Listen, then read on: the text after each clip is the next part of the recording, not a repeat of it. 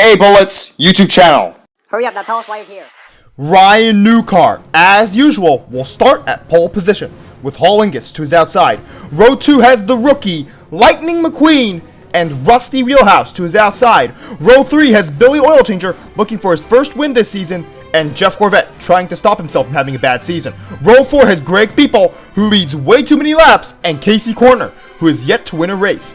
Row 5 is Tony Gasworth and Chuck Hicks, two aggressive racers. Row 6 has two Rush Racing teammates, Kurt Buschtire and Mark Carton, who have yet to win this season. Row 7 has Murray Clutchburn, the 1989 Piston Cup champion, and the King, the 7-time Piston Cup champion. Row 8 has Carl Edwards, the rookie, and Kevin Shiftright looking for a second win this season. Row 9 has Dale Earnhardt Jr. and Chuck Armstrong, the 2000 Piston Cup champion. Row 10 has Kyle Buschtire, who does not like the mean green car, among others, and Ernie Gearson.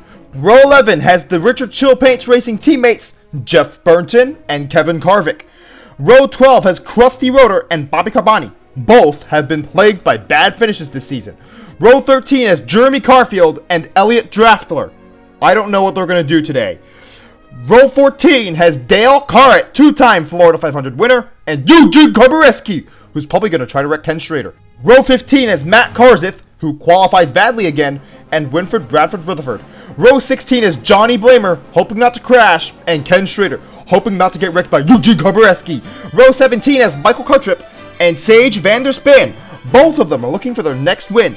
Row 18 has Misty Motocross, Claude Scruggs will not be complaining, and James Clean Air will be retiring at the end of the season. Row 19 has Todd Marcus and Lee Revkins to his outside.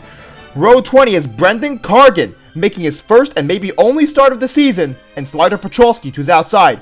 Row 21 has Paunchy Wipeout and Aiken Axler, whose father, Andrew, won multiple races, and starting in 43rd is Brush Kerber, who's won once. These 6 cars, among many others, failed to qualify for this race. Now onto the race itself. Ryan Newcar would lead the first 3 laps of the race before he'd lose the lead to Hollingus. Hollingus would lead until lap 30, where he'd lose the lead to Lightning McQueen. Lightning McQueen would lead for 31 laps before Hollingus would retake the lead, leading until lap 75. But Chuck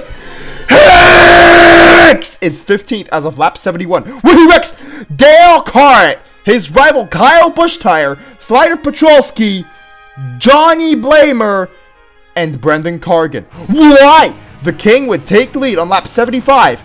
He'd lead for 4 laps before, of course, Hollingus would retake the lead. He'd lead until lap 86, where surprisingly, Krusty Rotor would take the lead. And he'd only lead for 2 laps because Lightning McQueen would retake the lead. He'd lead for 9 laps before the King would retake the lead, leading for another 9 laps before Tony Gasworth would take the lead from him. He'd lead for 13 laps before Casey Corner would take the lead from him.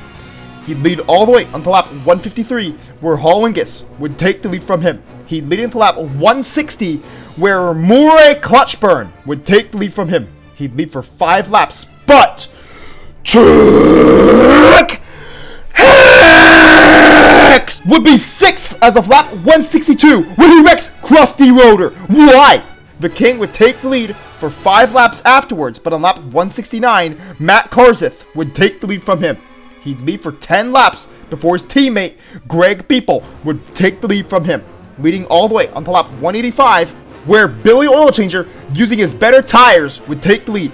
He'd lead until lap 201, where the mean green car would be 8th. Why? And he makes Ryan Newcar go airborne. Why? Carl Edwards would take the lead after the restart, leading for 6 laps before Chicks would take the lead for himself. But luckily, on lap 247, Ernie Gearson would take the lead from him. He'd lead until lap 265, where of course, Hollingus would retake the lead. He'd lead until lap 292, where Lightning McQueen would take the lead from him. He'd lead until lap 309, where Kurt Buschtire would take the lead. He'd lead for 8 laps before Hollingus would retake the lead yet again, leading for 8 laps before the mean green car Chicks would take the lead for himself for 20 laps, where luckily Hollingus would pass him on lap 345. But 3 laps later, the mean green car is back in the lead! Why? And he takes the checkered flag. And that makes him the winner of the 2005 Boston 350. Here is the top 10 of the race. I really wished Hollingus won this race. And here is the top 20 in points. Luckily, the mean green car didn't reclaim the points lead.